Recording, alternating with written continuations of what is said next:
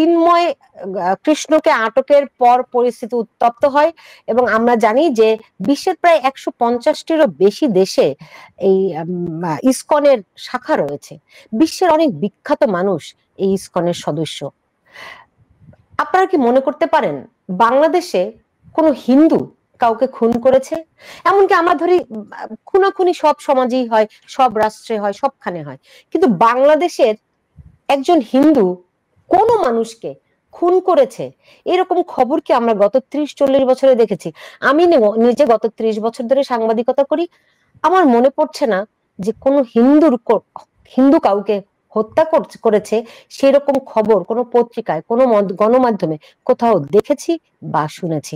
কিন্তু এই প্রশ্নটি আজকে তুলছি আমি এই কারণে যে আদালত প্রাঙ্গণে যে আইনজীবী সাইফুল ইসলামকে হত্যা করা হয়েছে, বলা হচ্ছে এটি ইসকন করেছে। এই অভিযোগের ভিত্তি করে এরই মধ্যে পুরো বাংলাদেশে হিন্দু সম্প্রদায়ের উপর তাণ্ডব নেমে এসেছে এবং সরকারের তরফে কোথাও কোনো ব্যবস্থা নেওয়া হচ্ছে না।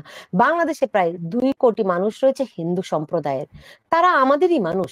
আমরা হিন্দু, মুসলমান, বৌদ্ধ, খ্রিস্টান, আমরা সবাই একই উদ্দেশ্য নিয়ে একটি স্বাধীন দেশ চেয়েছিলাম 71-এ, যা আমরা স্বাধীনতা অর্জন করি অনেক 30 লাখ শহীদের রক্তের বিনিময়ে, এবং আমাদের একটি উদ্দেশ্য ছিল বাংলাদেশ হবে একটি সেকুলার রাষ্ট্র, ধর্ম যার যার, কিন্তু আমরা আমাদের দেশের নাগরিক হিসেবে সমান অধিকার, সমান মর্যাদার সঙ্গে এই দেশে বসবাস করব।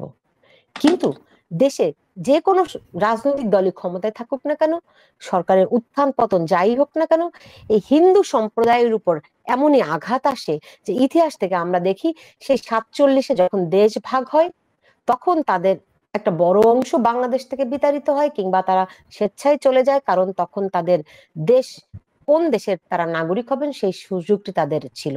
এরপরে 65-তে দেখেছি একটা বিপুল সংখ্যক হিন্দু সম্প্রদায়কে এই অঞ্চল থেকে তাড়ানো হয়েছে, তখন পাকিস্তান। 71-এও আমরা দেখেছি অনেক, মানে 71-এ পাকিস্তান হানাদার বাহিনীর যে নির্যাতন, তার সবচেয়ে বড় ভিকটিম ছিল এই হিন্দু সম্প্রদায়ের মানুষরা।